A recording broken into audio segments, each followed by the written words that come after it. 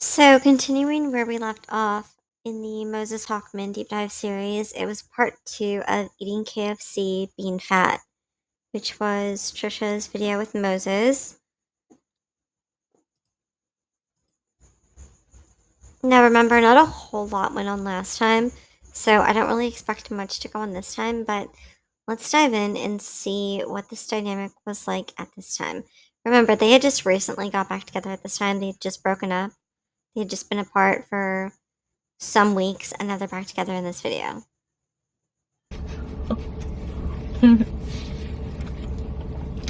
It's true, because we're so, at night, we just hang out. But when I'm not with you, I'm trying to stir up. Starting. So the reason she says this is because in the last part of this video, part one, she was saying that she gets into trouble when Moses isn't around. So she was saying, it's true, when you're not around, I just stir up trouble. But when you are around, you keep me out of trouble, which is a way for her to get him to stay with her to prevent any controversies. So it's another way for her to hold him responsible for her actions instead of being responsible for her own actions. Kind of like, well, I wouldn't have done that if you were with me, but because you weren't with me, I did that. Fights. I love starting fights. I'm so pale. She says she loves starting fights, and she says it kind of like it's a joke, but it's not a joke. If anyone watched the Jason Nash series or even just started to watch this series, Trisha loves starting fights. She has said before that it makes her feel more connected in a relationship to fight with someone because it's like passionate to her.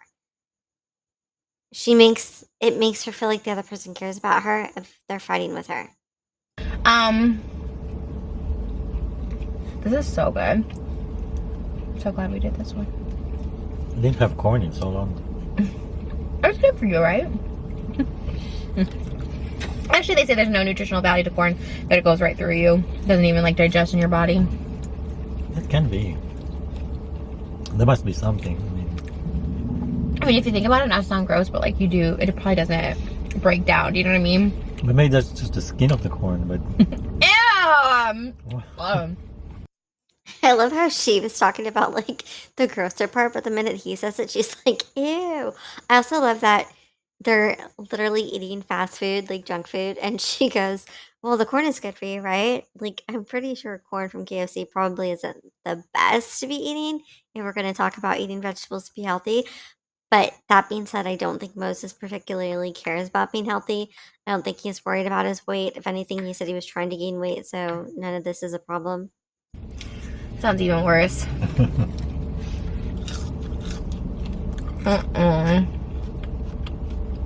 So we have a light show tonight. Subscribe to my vlog channel. I'll probably vlog it. We got big plans for the house. I'm like so excited. Like, I think that's why I haven't been able to sleep. I'm like, All Moses wants to talk about in this video is the house because at this point they're getting a house together. And remember, that was his goal, that was his dream, that was kind of why he pursued her to benefit off of her financially. And right away, he seems to get to do that. Remember, at this point, let's see, they were dating officially for, if they started in August, 4 months now. So getting a house 4 months into a relationship. really excited. Like when I can't sleep, it's always because I'm like super excited about something. Like What do you anxious. have? Music videos coming up. There's a lot of stuff happening. Hanukkah. That's the last thing. I don't even think That about. mukbang is gonna be awful, which is perfect because I can't eat really. It's my music video the next day, so. She says Hanukkah, and Moses says it was the last thing on his mind. He wasn't even thinking about it. That's because at this time, Moses did not identify as Jewish.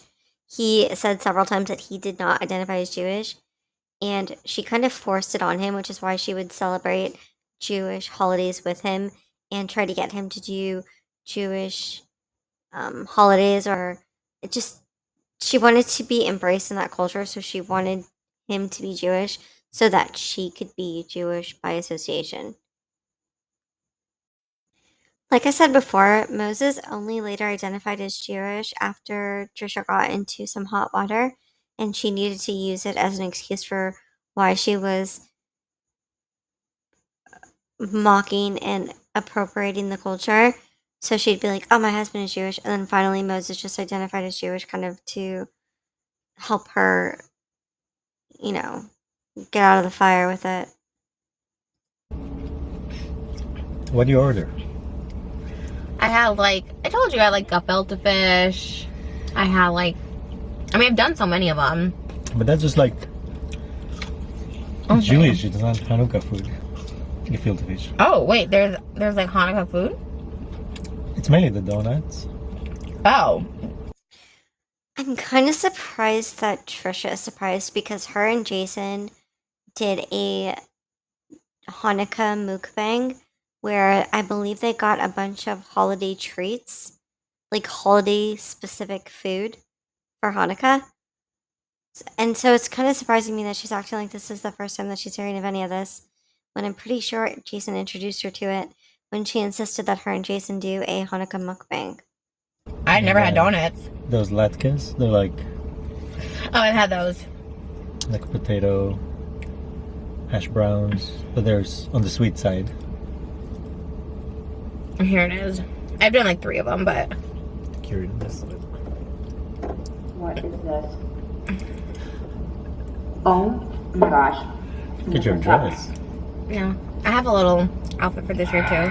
But I think it's always, you know what I like is the egg bread. That's what I can eat. Big bread. That bread right there. That kind of sounded like she was showing him a video of her and her sister. That sounded like her sister to me. I could be tripping out. But for a minute there, I thought she was going to pull up the video of her and Jason doing the Jewish mukbang. I was like, wow, she's really bold, bringing out her ex-boyfriend to her new boyfriend.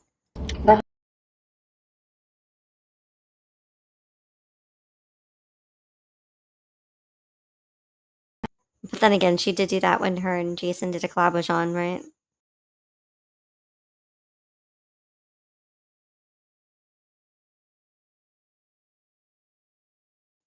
Like chicken liver. Chicken liver. You love that. It was so Yes. gross. I don't know what liver tastes like. At least you tried it. It was like mushy though. Well, this is my dinner. I'm going to be very skinny. No wonder love Jewish chicken girls liver. are extremely attractive. Gals will watch out. They had like Croy. What was that? I'm coming for that. No, I had like right at my house. I was drinking it. Oh, I'm completely wrong. Callie wasn't even in there. That's just Trisha herself. Trisha's voice sounds very similar to Callie's then. I thought she was showing like a mukbang that her and her sister did, but apparently it's just her on her own. My bad. No, but I'm saying, when was that? Like, This was like 3 years ago. wow, time passes. Like, I remember LaCroix coming out, like, it was Recent? Really? But this is so weird. So, I ordered 3 Postmates, right? Okay, well, I'll have you this year to help me order, so. I mean, I've done it with Jewish people before, but they always order that same stuff. She is referencing Jason, by the way. When she's saying I've done it with Jewish people before, like the Jewish mukbang, it's literally Jason. I'll insert a clip here to show you. Well, you don't like sandwiches, right? That sounded like Jewish. And so last year I got really gross things, and I wanted to try stuff that I might actually like. So out of this food, what might I actually like? I think they just got Jewish food, but not specifically for the. Oh, really? Okay. You didn't even have Passover with me this year. It's so sad. I gave you instructions. You don't want to be a part of it with me. I remember what was happening, but I was helping you with the story. You must have and not liked stuff. me. That's my way of trying to get you to come over. And you're like, no, thank you. I'll just help you. In all fairness, though, at this time and at that time prior, Moses said that he didn't identify as Jewish. So I could see why he'd be like, oh, well, I gave you instructions, but he didn't want to participate himself. I don't know why he didn't just say that, though. He seems to not know why he didn't end up showing up. So maybe it wasn't that reason. Like, he definitely didn't identify as Jewish at that time, but maybe he had another reason. Maybe he was with another woman or something. That's my speculation, considering during that time he was seeing other women. Why didn't you? Who were you seeing during quarantine? It seems like Trisha and I have this very same idea. We're like, where was Moses? Who was he with?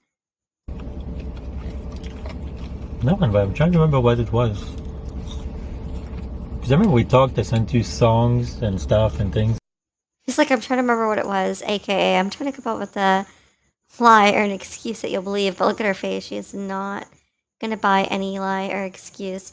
She wants to know why he didn't show up, and now is her time to find out. Even though it's been so long, now that she's got him here, she's going to find out the truth. She does this thing a lot where she tries to hold him accountable for past actions. So she'll bring up, like, where were you that one time? Or why didn't you want to do this? Like, she's done this several times already to him because she's trying to find out answers that she didn't know prior. And now that he's her boyfriend and she's kind of got him where she wants him, she's trying to make him answer for things that she didn't know before. I don't remember you asking me to be in the video. Okay, but you always came over, but you didn't come over that night. And I was like, oh, that's sad. I thought I would like entice you because I was doing Instagram stories like, ooh, I have matzo ball soup. And it was so sad. Well, we got another holiday coming. Well, yeah, he was probably with someone else. That's my theory. But notice that Trisha likes to bring up moments where she was sad. Okay, she could be happy in a moment, but she'll bring up a moment where she was sad and she'll want someone to answer for that. She did it to Jason a lot, where instead of being grateful for what she does have in the present, she only thinks about what she didn't have in the past. She does this in all relationships, she does it repeatedly. So she can't be happy right now or even in a future holiday because she's too busy worried about the past holiday where she was sad. The past moment where she was sad and he wasn't around, that's what she wants him to make up for. That's what she cares about. Not current day, the past. Whoa. You can make me matzo ball soups for Hanukkah. Really? Is that Hanukkah though, or is that just Jewish food? It's normally just Passover. Oh, really? Because we don't have bread, so they make those matzo ball soup. I made the matzo ball with my bare hands. Was it good? Yeah, those weren't bad. Those taste like biscuits. What were you looking? I'm looking everywhere. People, stuff. He's like a Making security sure it's guard. safe. I can tell Trisha's more in tune with him now that they broke up and are back together because she's so observant of even him looking at the car and being like, "Who are you looking at? What are you doing? What are you doing?" Because she's like, she's so like on top of him. Whereas when they're normally together and they haven't just broke up, she couldn't really care less, and she's really like not that invested or in tune with him. But remember in the first part of this last episode, she said that she's obsessed with him again. She says she goes in and out of obsession with him, and right now she's finding herself obsessed with him. It's because they just broke up, so now he's kind of like a brand new boyfriend again. And she's always obsessed with her boyfriends in the beginning. So it makes complete sense. That's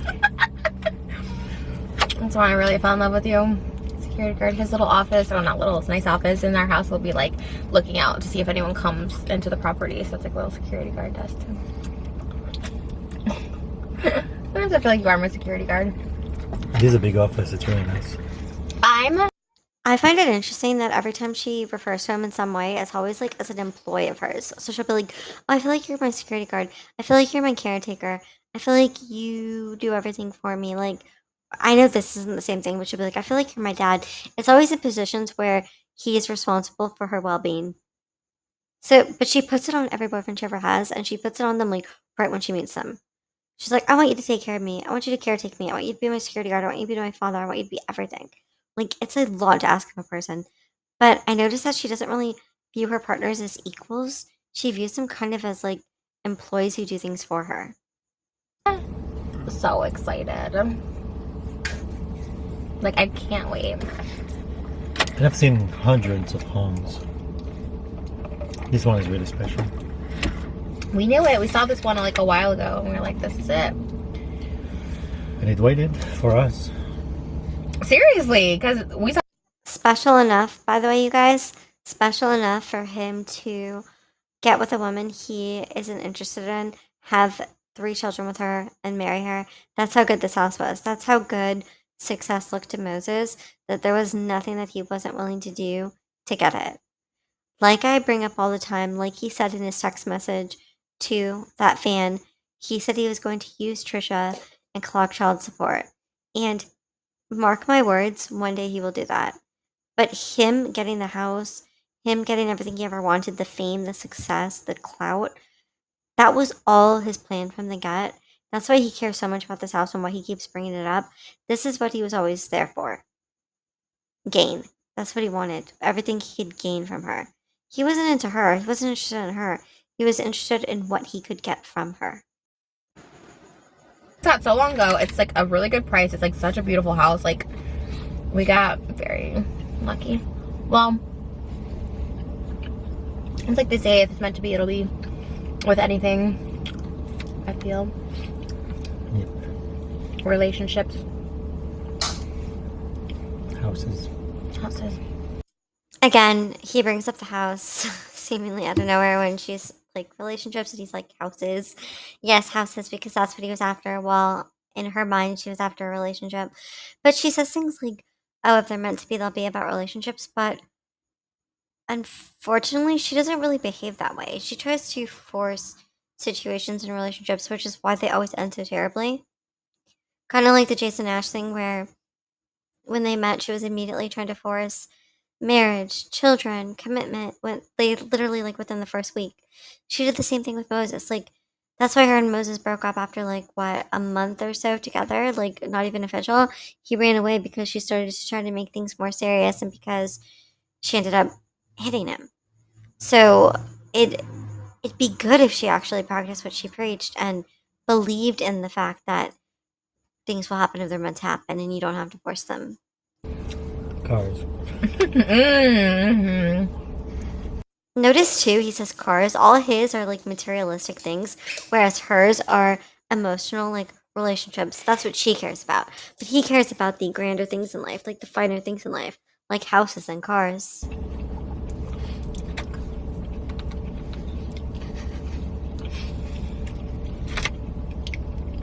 I always feel. Believe it or not, I feel like Moses was way more materialistic than Trisha, which is saying a lot because Trisha is a very materialistic woman. But Moses, the thing about Moses is he pretends not to be, but he actually is. And I think that's the almost sinister thing. Never seen somebody so obsessed with cars.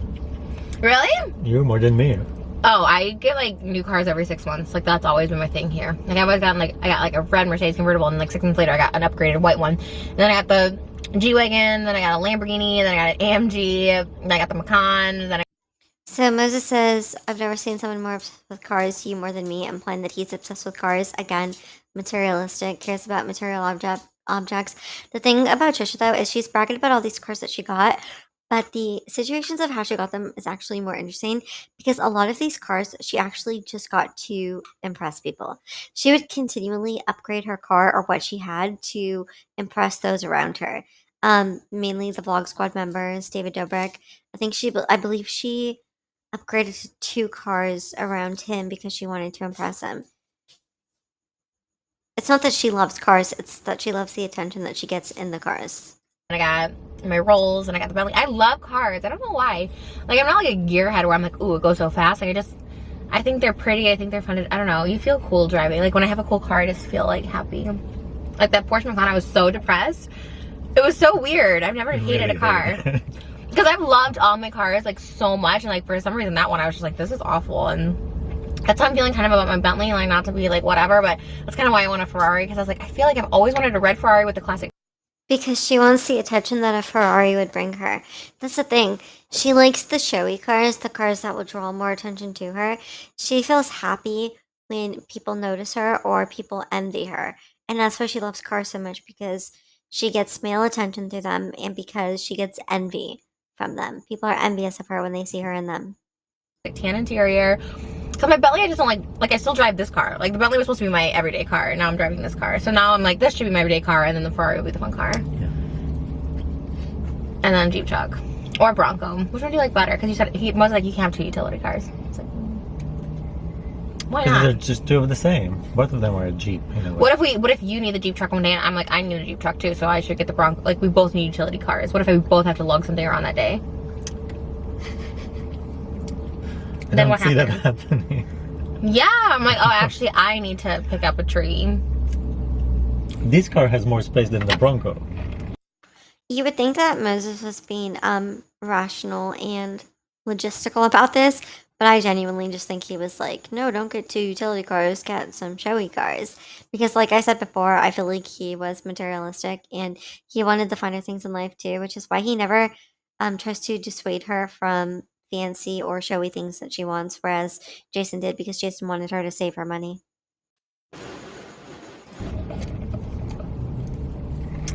But what if I want to be incognito? Because that's the only incognito car we have then.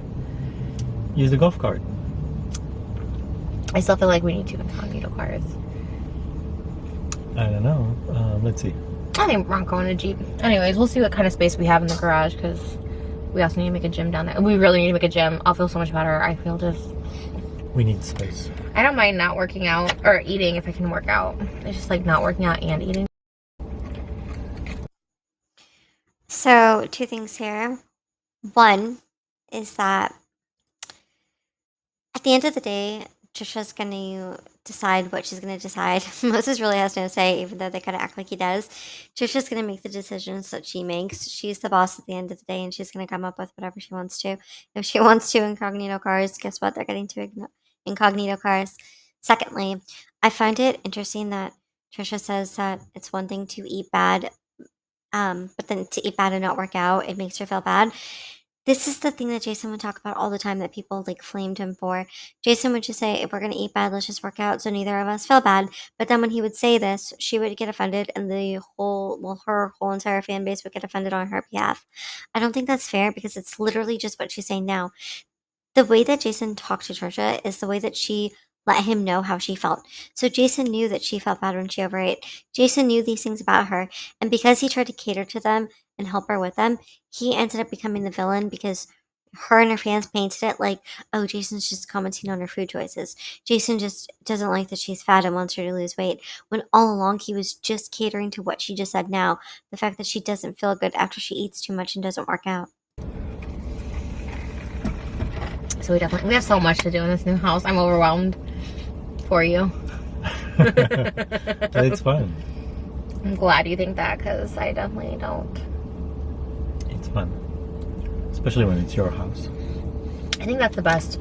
The fact that we don't have to like get out at any certain point. Like even this house was stressing me out. I had it till May, but technically April because they were going to show it in April. And I was like, it came up so quickly.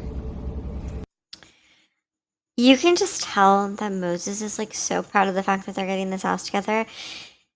He would not have ever been able to get this house without Trisha, and that's how you know that he used her because she likely could have gotten this house on her own at some point, or even with another partner. I don't think Moses could have gotten this house on his own or with another partner. I genuinely don't. I feel like Trisha was his ticket to success. Well, it did this year. It's hard to believe we're in December. Crazy. We're going to be in a new year together. Are you excited? I mean, the year started and then it just ended. We just started the year into February and then quarantine and the world shut down. Yeah, but it's cool. Like when we look back at it, I think it'll be cool. We have such a good For us. story. For us, I mean, I always said we were so lucky. Like you'd get. She says they have such a good story, but it's filled with betrayal, lies, and cheating. That's why I don't understand how they're able to spin this narrative where they had a fairy tale ending and they had a beautiful romance and they met under romantic circumstances and they're just like a prince and a princess from a fairy tale when literally she got with him to get back at his brother-in-law. He got with her for the money and for the attention and the fame, and they've both been using each other from the start. His personal text to someone saying that he was going to use her for child support and take all her money, that's not something normal people say. That's not just a normal casual conversation. That is a sinister plan. And her admitting that she only got with him to get back at Ethan, also a sinister plan. Again, this is not a romantic fairy tale. This is a tragic horror story. Get to my house in like 20 minutes. That was crazy. If it wasn't for quarantine, like, there's no way we could have Is that a jump spent so much cut? time together. That was crazy. If it wasn't for quarantine, like, there's no way we could I wonder why they did the jump cut. I wonder if something was said there, or maybe the battery just like went out or something. But that was an interesting jump cut there. have spent so much time together. You would be busy filming, touring, whatever. I would be busy flying with my work, working every day, and then traffic. It's like over an hour to get to each other. I don't think Trisha would have been that busy. The truth of the matter is that Trisha actually wasn't even doing too much prior to Moses coming into her life. She kind of always just like did her own thing, vlogged. had exposed videos, got into fights with people on the internet, kind of like she did with Ethan Klein. She wasn't just like touring the world all the time. Like he kind of makes it seem like she's some celebrity who's just always out and about and busy. She was at home.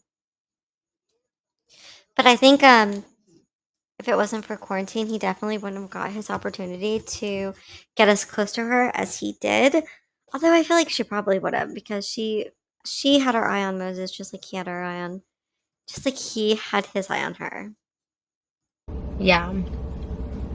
That would have been, and especially you, like I always say this at the beginning, you were just not that excited. I feel like I wouldn't have seen you as much if you weren't bored. No, it wasn't that I was bored. That wasn't it. What was it? What do you mean? I enjoyed. They just weren't a match. She always references how he wasn't that into her in the beginning. I find it interesting that she's with him now, and all she can think about is the time they weren't together or all the times that he came across like he didn't like her. Like, if you have the guy, if he's with you, if he's sleeping with you, if he's every day with you, you know, telling you he loves you, even if he's faking it, like I believe Moses is, why are we talking about the past where he wasn't with you and he didn't like you? What does that matter? You can't retroactively make him like you. So I don't get that. I don't get these kind of topics. She just wants to know why he wasn't into her in the beginning, but she'll never be satisfied with any explanation because if she knew the truth, she wouldn't want to know the truth, which was that he just was not into her. our time together. But you're just really not excited about it at the beginning. You were so adamant about not dating. Let's talk about that now that we're buying a house together. I wasn't. See? She's like, oh, let's talk about that now that we're buying a house together. This is the thing. Once Trisha gets commitment or something that she always wanted, she'll then think about what she didn't get that she wanted. That's just how her mind seems to work. So now they're moving forward, they're getting a house together, they're gonna be a legitimate couple, and all she could think about is why they weren't in the past. And she wants him to explain why they weren't. I think the obvious answer here is that Moses was seeing a bunch of other women at the time or trying to, and he was trying to sleep with other women and likely already was. So he didn't want to make it official because he probably didn't want to be caught cheating on her, which in the end he was anyway. But he probably just didn't want to be caught doing something he shouldn't have been, and he wasn't ready to just fully commit. Adamant about. You were pretty adamant, like, we're not dating. I was taking my time. No, you were very adamant, like, we're not dating. Because that was a step forward. I was like, wait, I'm taking my. I think we always talk. Yeah, he likely said they weren't dating because, again, he was still seeing other people. So if it came out that he was seeing other people, he would be in trouble because he was only supposed to be with her. But if he said, we're not dating, then it gave him a free pass to be with other people and be like, oh, well, we weren't dating at the time. Kind of like that's the excuse, exactly the excuse he used when he did get outed. When she finally caught him, he was like, we weren't dating at the time. We weren't even together at the time, Trisha. Even though they low-key were, because they were going to see her father, her sister, her mother, her stepmother, and he was meeting the family. They were together, but his excuse was, oh, we weren't really together. And that's why he didn't want to date her in the beginning, so that he could continue to do what he did, and then if he ever got caught, have the excuse of, oh, well, we weren't together. Talked about that. Like, our definitions are different. Like, the way. Because for me, it always meant dating meant you're exclusive. Oh, yeah, and I was like, no, it just means you could date other people. Like, you could date, you can be dating. Right. So I don't. You see what he says there, though? He says, I didn't want to be exclusive with you. He still wanted to see other people and be with other people because, again, he was already doing that and he wasn't ready to give it up. And he knew he was going to continue to do it, which is why he didn't want the title so that he could continue to do it and then just say, oh, we weren't dating at the time. I didn't owe you my loyalty. So for me, it's confusing. Were you dating other people? No, but for me, it's confusing. Like, either you were enough space. Because I always thought when people are dating, that means that, like, going on. He was dating other people, though. If dating means what they're saying it means now, he was showing interest in other women. He was trying to sleep with them and likely already sleeping with them. He was pursuing them. That's what he was doing. Dates with different people. And then at some point you become exclusive with somebody, right? So, anyway, it was so confusing. You did not want to. Can you give me a cookie? Because I have another little story to put to this. I just Oh, where are they? Isn't that what they did, though? Like, he's like, oh, I thought dating was like when you would go on a bunch of dates with one person and then you end up becoming exclusive with them. That's literally what those two did, though. He was like practically living with her during quarantine, so how were they not dating? He was meeting her parents. They're not in there? They didn't give us cookies? Babe! No, damn it. Really? Wait. Yeah, I really want something sweet. It's fine. I'll just continue sharing the story without a cookie. How? Babe, that's so sad. Ooh. I knew they were going to mess up something. It's fine. I don't need one. After she asked so many times. Maybe I'll have some peanut butter M&Ms. I've been wanting those. I see them at the house. Oh, there's the honey paper. No. You were like... What? There was one point... Wait, she handled that kind of well. I'm kind of surprised she didn't like go back to say something was missing. I don't know if it's just because I watched Nick Ocado recently doing that in an old video where like they didn't give him something, so he went all the way back and wanted them to give him extra stuff. But it makes Trisha look good in comparison to like just be like, oh, whatever, they forgot it, it's okay. Because I guess if she paid for it, she's entitled to the cookies. But she's just like, ah, whatever. Which I'm actually surprised that she's like that. I just remember so specifically where like, I don't want to date you. And I was like, why? But why? And you're like, that's why people date. So they realize that they don't want to date. And you told me you didn't want to date me because I didn't have control over myself or something. What? Oh, wow, that's really interesting. So she's saying that he one time specifically told her, I do not want to date you. And she said she was really sad by it. And he said it's because she had no control over herself. I believe this is the time I believe that she hit him. So if that's true, then it's kind of sick that she's twisting the story where he's the villain when she's the one that hit him, which is why he didn't want to date her. Which is why he didn't want to date her. Like, how do you knowingly hit someone, leave a mark on them, and then be like, yeah, you didn't want to date me, and I still don't understand why, and it's so sad. Like, how do you victimize yourself in that situation? That's kind of creepy. Well, the beginning was so crazy that for me it felt like there was no way for us to move forward. Like, it was just so crazy. What was so crazy? Your behavior. You're like, you can't control yourself, and now I see it. And I was See, she's so, like, she's almost proud of it. The way that she talks about it and the way that she asks about it and the way she looks when he responds. He says, your behavior was so intense that we couldn't move forward. What he means is it was so dangerous because she hit him. But she sees that as, like, what? What was wrong with me? Why didn't you want to move forward? And then look how she's already automatically turning it into him somehow being the bad guy for not wanting to date her when she was one who couldn't physically control herself. like, couldn't control myself. How? Showing up to my place. Like I had work. I have work, different projects, different things. And my whole life is that stability of having that work. And then suddenly there's this like element in my life that is uncontrollable. And I couldn't have that. So, I'm still uncontrollable. Yeah, but now she's still uncontrollable, but now she got him a house. At the time, I think Moses was dipping his toes into the water, but he realized, I think he set out to con her. Then he realized how dangerous she was, so he kind of backed off. But then, with her promises of a house and luxuries and fame and everything, I think he was tempted to go back and then finish the job that he started. That's what I genuinely believe. But yeah, I don't know how she's possibly victimizing herself in this scenario where somebody was injured and somehow she's the victim even though she injured them, and that's why they wanted to stay away from her. No, we're very different. You're a different person now. No, you think Yes. you think I'm under control?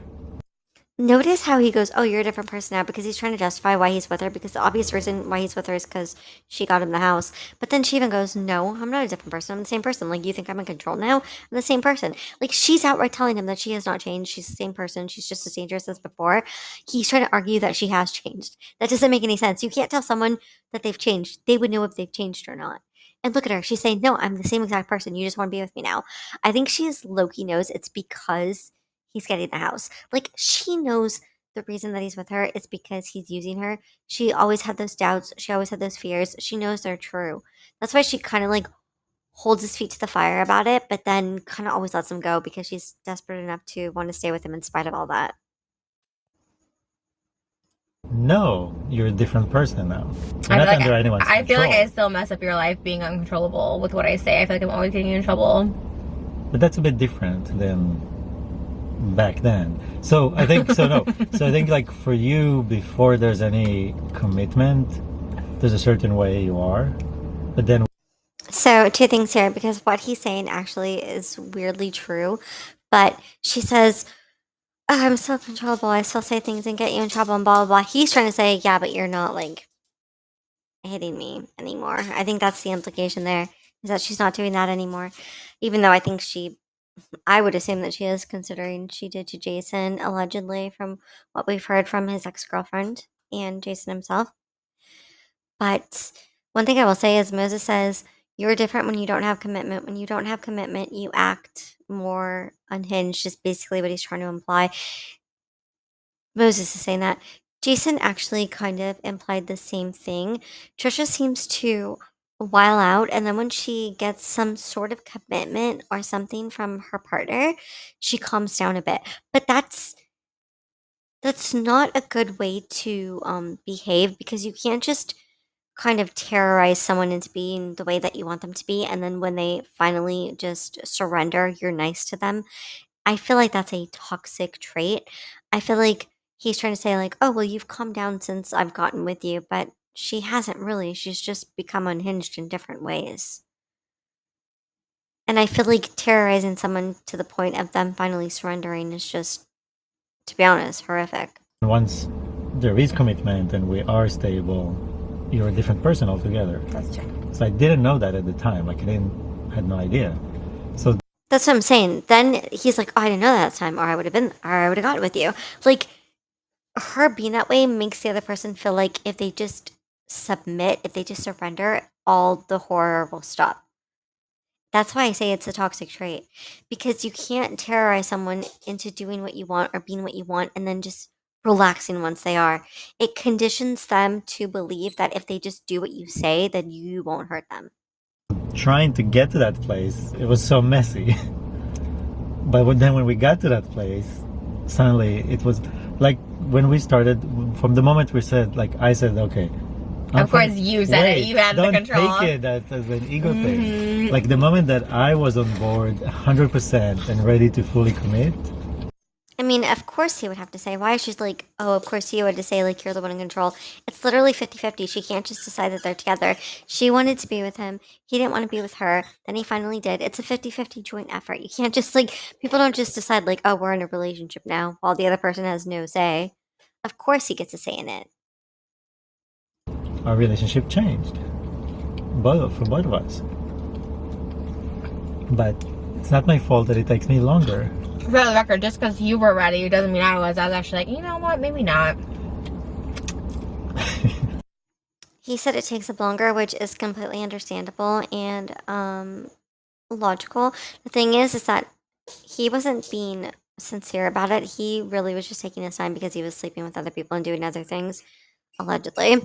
And the only thing I believe him taking his time on and not wanting to be with her was when he left because she was hitting him, which is completely valid and he's allowed to do.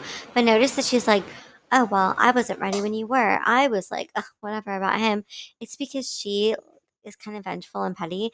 So the moment she got what she wanted, she's like, oh, he made me wait this long. Maybe I don't want him after all.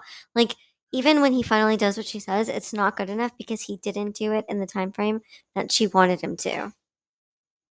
But then the podcast happened. I'm like, all right, let's try and date for a little longer. But it's not an ego thing. It's not like, oh, like it's just different, you know? Like, I didn't have a chance to see what you had a chance to see. You know what I mean? Okay, and then she says the podcast happened, which is responsible for why her and Moses really got together, which she has said this before. She even said when she was on the podcast after they broke up, she's like, Ethan, if me and Moses actually break up, are you and I still going to do the podcast? And Ethan was like, yeah, of course we're going to do the podcast, of course. That was always her concern, because the whole reason she dated Moses in the first place was to get to Ethan. To get Ethan back and to get to Ethan. It was never about Moses. That's why she's saying, oh, when we finally got the podcast, then I kind of was like, oh, I'll just date you then and we'll see where it goes. Because she was never really into Moses. She was just using him as a tool to get Ethan back. Like, we had to get to a certain moment for me to see you in your comfort zone in a way that, it, you know, just to see you and not Oh my all god. the chaos that comes at the beginning. And But he also just wanted to be free to, again, just sleep with whoever he wanted to and to do whatever he wanted to without repercussions. He is right that he has every right to not want to date her because she was acting a specific kind of way. But what I would say here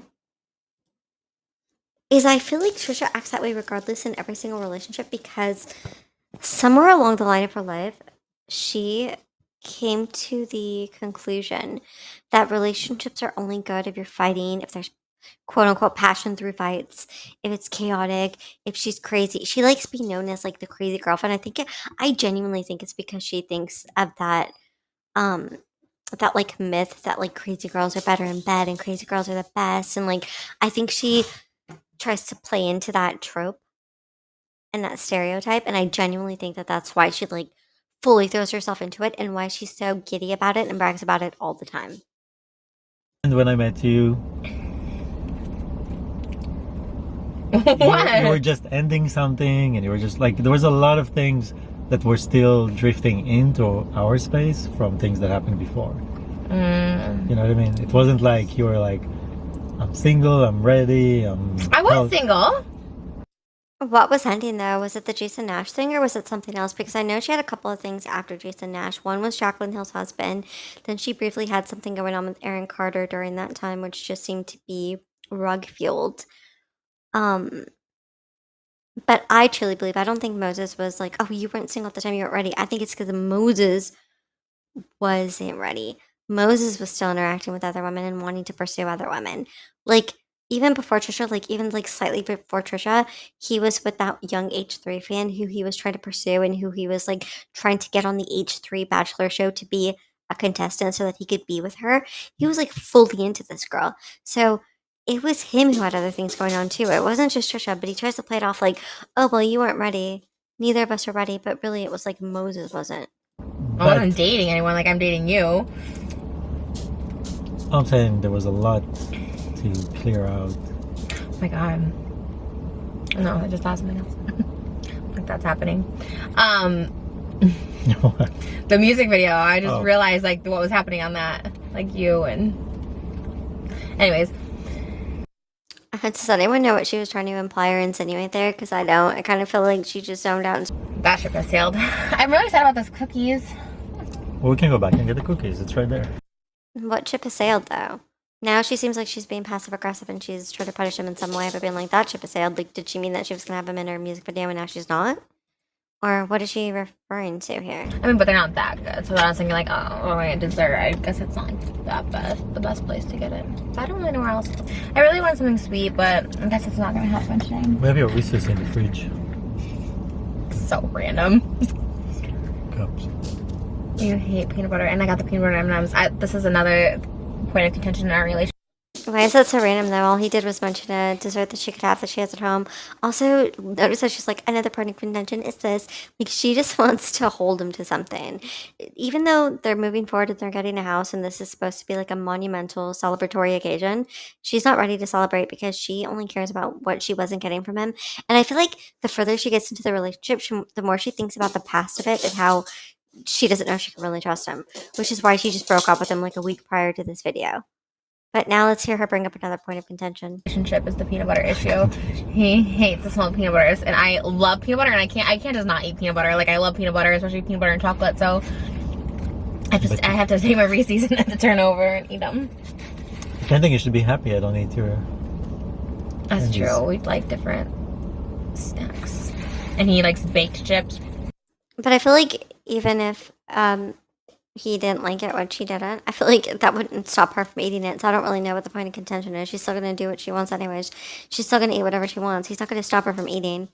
I feel like she's just like nitpicking at this point now and just like throwing everything in.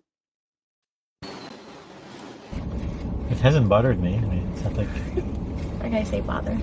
You can eat what you need. Thank you. I used to get all my cars right there, actually. Speaking of all my cars, the keys on the Mercedes on Van Nuys. I used to get all my cars there. And, like, if you have bad credit, go to one of the keys places. I got. She's like, or he's like, you can eat what you eat. It doesn't bother me. Eat whatever you want. And she's like, thank you. Like, she was going to do that anyway. But I find it funny that he said that. But then, like, Loki on the side was trash talking her about her weight and bad things about her on the side. So don't buy that for a minute, you guys. Don't buy that he was okay with her eating whatever she wanted or being however she wanted, because he wasn't. Got my Corvette, Key Chevrolet, and then I got Mercedes. And for some reason, those places will like give anybody a car. I always had like literally like a 450 credit score, and they like gave me Mercedes convertibles. I guess I had like good income, but they'll give it to you. I mean, I'm sure the interest rates were high. I got a, that's such a long video, but I think the Corvette is down that way. I got a Corvette at Key Chevrolet, and my credit was horrible. And I had another car at the time, and I got a Corvette, and She's always mentioned how horrible her credit is. I think at one point she lies and says it was never bad. But she's said it in several videos now that she's had really bad credit, and that's kind of why she wanted to get a house with Moses, because she could only get it with Moses because of his credit. Like, I truly believe that she could have gotten this house on her own with another partner, or if she had upped her own credit, like made it better. But again, I don't think Moses could have done this with another partner or even by himself. But she did use his credit for this because she said that the only reason they really got the house was because of his credit. and again, my credit was literally like 450, and I think like the car total was like $130,000, and I think I put like something like $5,000 down, like just like, and I bought it. It wasn't even lease, I bought it, and and then I had it for maybe like 6 months, and then that one weird guy I dated briefly like took it. It was a weird thing, and I got it back. So then when I got it back, I wanted to sell it, and I wanted to get my Lamborghini. So when I went to go trade it in for the Lamborghini. You guys, does anyone know what guy she's talking about? She said one weird guy she dated took her car. Who was it? I don't remember this story. I kind of know a lot about Trisha, but I do not remember this. So if anyone does, in the comments below, please let me know. I would assume, if I had to like guess who it could be, I would assume it was Jacqueline Hill's husband, potentially, because I know that they had a weird, toxic relationship. But someone let me know. I could be way off here. Lamborghini, he's like, oh, you owe $155,000 on this car. And I was like, it's a $130,000 car. So like, it must have just been like, I don't know why that was, because of the interest, or I don't know. Yeah, somehow. I mean, basically, it's kind of a predatory loan. Yeah, he's like, basically, we have to pay I was going to say, the only time I remember her having any issue with the car being taken was when she claimed that her car was stolen from her garage, and it ended up being supposedly sold, and some random kid bought it, and then they ended up like finding it. That's the only story I know. But that was when she was with Jason, I think. Oh no, wait, it was after Jason. It was slightly after Jason. So yeah, maybe it was. Let me know if anyone knows who this guy she's talking about is. But I remember that story happened slightly after Jason. $150,000 to pay this off, and I was like, and I think I made maybe like 6 months of car payments. I think I might have put like total $15,000 to the car.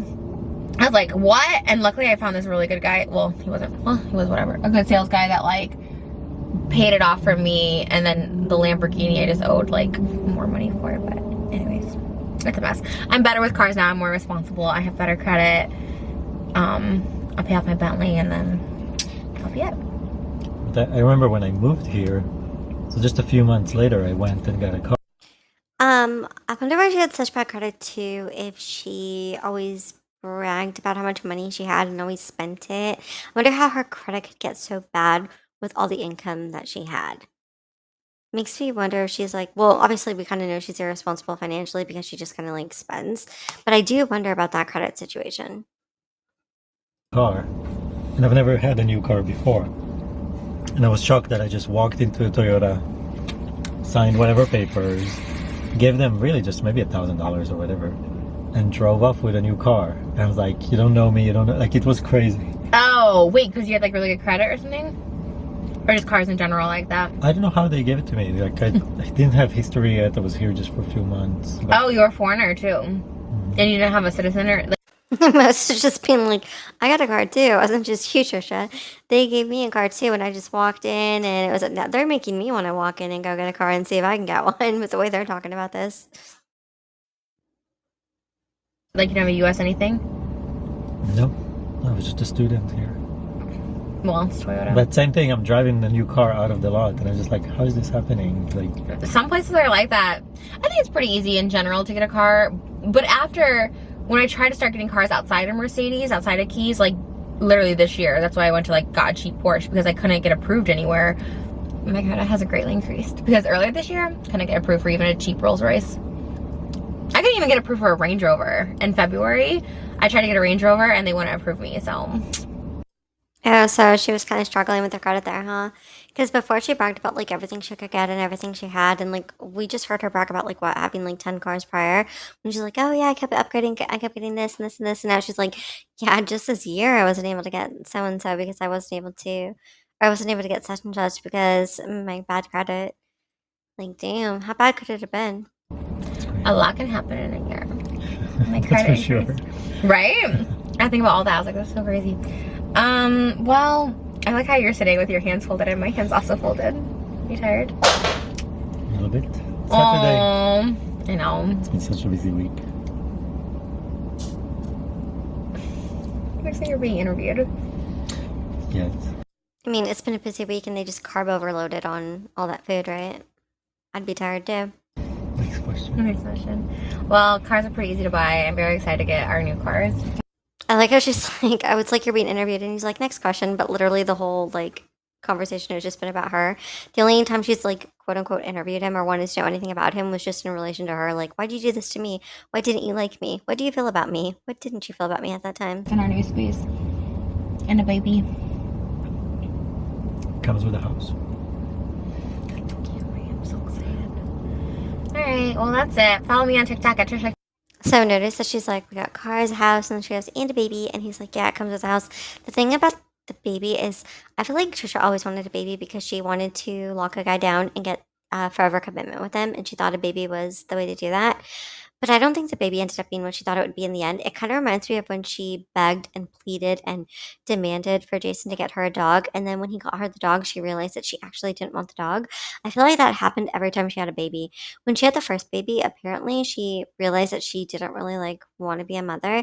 And she had Moses taking care of the baby for like, I think she said the first 3 months of its life. And then after every single baby she had, I know that she had like a bout of, it almost seemed like regret. She seemed to be upset after each and every baby that she had. I think it's because she liked the idea of the commitment and getting to keep her partner forever, but I don't think she enjoys the responsibility. Just like she didn't enjoy the responsibility of a puppy, I don't think she enjoyed the responsibility of a baby either. And that's just, speaking facts. Breakfast 88. Follow Moses nowhere because he doesn't even make content. His social media is being deleted as we speak. That's a passive aggressive joke from her because she knows that he likes to be promoted and she knows that he likes when she shouts out all his platforms. And this time she's like, follow Moses nowhere because he has nothing and he's going to delete all his stuff. So look at how happy she is too to make that joke, knowing that it would bother him that he doesn't get promoted, but she does. But she makes it anyway because she's trying to punish him for all these past grievances that she's brought up. My videos are horrible. Don't go there. I wonder if like when I say that, did they leave that part in the podcast when I said I don't like your videos or the TikToks? No, but he came back to it later. Like it was cut. Oh yeah, someone hates the editing on front of me. So like whoever edits this, stop because they like cut the conversation.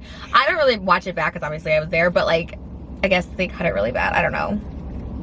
So now she's coming for the editor of frenemies. In general, I would say that the truth, kind of in my personal opinion, is that when they're having conversations with frenemies, I feel like Ethan cuts the conversation too short sometimes. Like they'll be talking about something and then he kind of like veers away because he becomes uninterested or he just wants to talk about something else. So I wouldn't even blame the editor. I would just be like, Ethan probably just like stopped talking about it and moved on. Some things were cut. it's so funny. Yeah, well we can always say the uncut version here, but this has already gone on for an hour and I got peanut butter Reese's and M&M's at home. I'm gonna put the M&M's on the Reese's. You'll see that on the other video. Also, I love how when he brought up the idea of just eating the candy at home, she's like, so random, so weird. And then she ends the video by being like, I'm going to go home and eat those desserts and they're going to be really good. Like, why did you call him weird for bringing them up and then you just bring them up too and it's completely fine? That's what I mean by like weird little passive aggressive behaviors from her. They're just little moments, but these little moments, like, punishing him by not promoting him or just like doing the little like weird chocolate thing, I just find it as a way to just like passive aggressively just poke at him. Or should I save it for like tonight? Like, do you think we stop and watch lights or do you think we're driving the whole time? It sounds like we're driving through it, and then maybe there'll be like one moment where you stop and you see something. Like, I imagine the drive-in movie has like popcorn, but this might not have like popcorn. I don't even know what we're doing. Anyways. I think it's mostly drive through. Just like drive and say hi. It'd be funny if we stop in front of a screen and we just see a video of stuff. You know? It looks cool, but we'll see. Anyway. Moses is such like a passenger. Like anything she wants to do, he'll do. He's always down for it. He seems like, I don't want to say a ride or die, even though he kind of acts like that, because I feel like that's too much of a compliment. But I find it interesting that he'll do whatever she wants, and he seems to like enjoy the idea or like be interested in what she's interested in. Like, yeah, let's go see lights. This is what we'll do. This is what I imagine we'll do. Whereas when Jason was with her doing this kind of thing, he was like not about it. Stay safe, wear a mask, get checked. I like that we never have to worry about getting STDs anymore. That was like the biggest thing when I was like. I don't even think she believes any of that though. Like, stay safe, wear a mask, do whatever. Like, she didn't even like wearing masks, and she didn't even like quarantining. So I don't believe that. Also, she brings up like, oh, we don't have to do those checks anymore, like for sleeping with other people. But she was sleeping with other people when she was with Moses, because she did a bunch of OF collabs where she was sleeping with other people. And I find Moses' reaction kind of sad because he's like, mm-hmm. Like, is he really not sleeping with anyone anymore? Does anyone know? Has anyone checked his DMs lately? Single is like, oh my goodness. Same here. Really? You're promiscuous too? No, I was just always worried about that. Why? Because you're with me? No, because I didn't want to ever get STD. I was worried about it. Oh, you were? Notice that he like replies and she's like instantly sassed of like anything he answers. She's like, why? You were promiscuous too? Because if he had said yes, she would have been upset about that. But then he's like, oh no, I was just always worried about that. And she's like, why? Why? Why? She just like wants to catch him on something. Is that why you didn't hook up a lot casually? Definitely, but I was just. He did hook up a lot casually though. Like, we know that from H3 fans who have told us, and also himself already stating that he did casual things like that, even though he tried to say he didn't at first. It wasn't my thing. Were you more scared about getting STD or more scared about getting someone pregnant? Wow, really? Because I've never ever got someone pregnant, so. Plugging strong. But I don't know, it's more about, for me in general, it was just not, it's just never casual, because I don't want, I don't know, had more respect to the people. Okay, again, he's lying in some capacity because he did do casuals. He even told Trisha at some point that he did do casuals. And if it's true that he didn't, and he didn't view them as casuals, then that means the people like the H3 fans that he slept with, like that young H3 fan that he slept with, that would mean that he did not view that as casual, and that he had every intention of making that serious, which we know about because, remember, he said he wanted to put her in the H3 Bachelor so that he could end up dating her once he was on the show. So if that's true and things weren't casual, then that means that even that quote unquote catfish that he was allegedly pursuing is someone that he was going to try to seriously pursue. And just having something casual, and if I didn't want to spend time talking to the person, then I'm definitely not gonna have them. You know what I mean? I don't believe that. What? Nothing. I just think. Again, that just means that every person that he was secretly talking to behind her back were people that he would potentially get serious with. That doesn't really save him here. That just shows that if he's not actually casual, which I believe he was casual, but if he acts like, oh, I wasn't a casual person, like if I wasn't gonna talk to them, I wouldn't sleep with them, that means that all those women he pursued were women he was pursuing seriously, not just for a casual hookup. Think back to our first date. It was great. Like knowing you I now. remember it. I remember a lot of it, but So she's implying that they slept together on the first date. That's why she's saying, oh, you're not casual, but you slept with me on the first date. I always find it interesting when Trisha calls Moses out for something that she knows is an outright lie. Like when he says things like, oh, I'm not casual. And then she thinks back to when he was casual with her. Or when he's like, oh, I didn't do this. And then she thinks back to times that he did something that he says he's not about with her. She always calls him out on these things. She's always like, but you do those things. But you do them. You did them with me. You did them before. It's because he tries to present a false image of himself, and he lets the real version of himself like slip out sometimes, and she clocks it. And that's why I think she tries to out him, because she doesn't like the secretive aspect of things. She likes to be upfront, and she wants people to be like who they are, like raw and full form. And he doesn't like that. He likes to be sneaker about it. But she always calls him out. But just knowing you now is just so funny. That's such a funny date. Aw, I It wish was that a place was date date. What do you open. mean? It wasn't a day date. No, I'm saying date to date. Like, picked you up, took you to a restaurant, had dinner. Oh, I was about to drop you back off at your mom's house. It's like high school. I know. I loved it. Well, I didn't want you to know where I lived. This is gonna be weird. Again, why would it be weird if he knew where she lived when it was completely fine when Jason Nash knew where she lived the first time they met? And when Peter Mon knew where she lived when she invited him over for a collab, she invited Rich Lux over for a collab, she invited Nick Snyder. But she met a lot of people that she just invited over to her house, like first time she met them.